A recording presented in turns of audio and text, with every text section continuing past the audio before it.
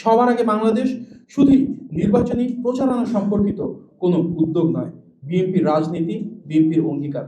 আজ আমরা একটি ভিন্ন মাত্রিক উদ্যোগের আনুষ্ঠানিক ঘোষণা দেওয়ার জন্য এখানে সমবেত হয়েছি।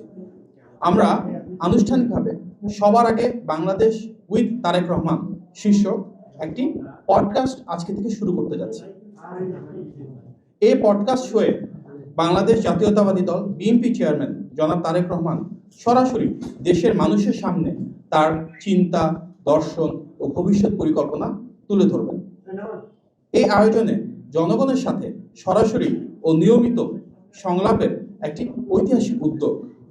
এই পডকাস্ট কেবল একমুখী বক্তব্যই নয়, বরং এটি সাধারণ মানুষের কথা শোনা, তাদের অভিজ্ঞতা ও প্রত্যাশাকে অনুধাবন করা এবং বাস্তবতার আলোকে দেশ পরিচালনার পরিকল্পনা তুলে ধরার সমন্বিত উদ্যোগ। বাংলাদেশ আজ একটি গুরুত্বপূর্ণ সময় অতিক্রম করছে।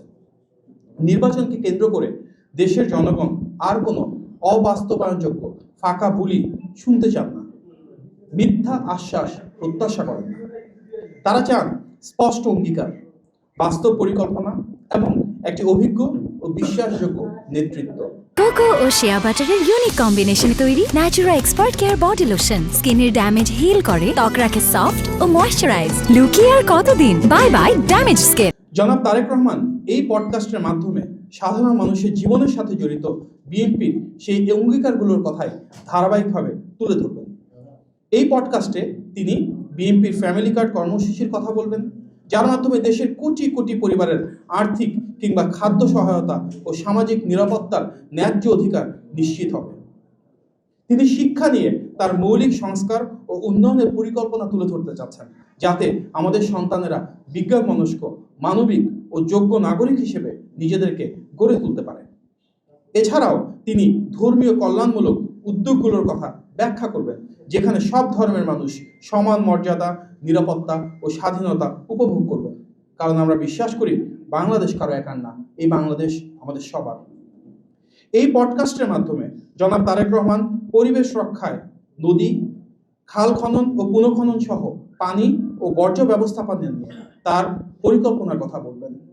টেকসই উন্নয়ন নিশ্চিত করতে কিভাবে আমরা একটি সবুজ বাংলাদেশ নিশ্চিত করব, সেসব বিষয়েও তিনি আলোকপাত করবেন।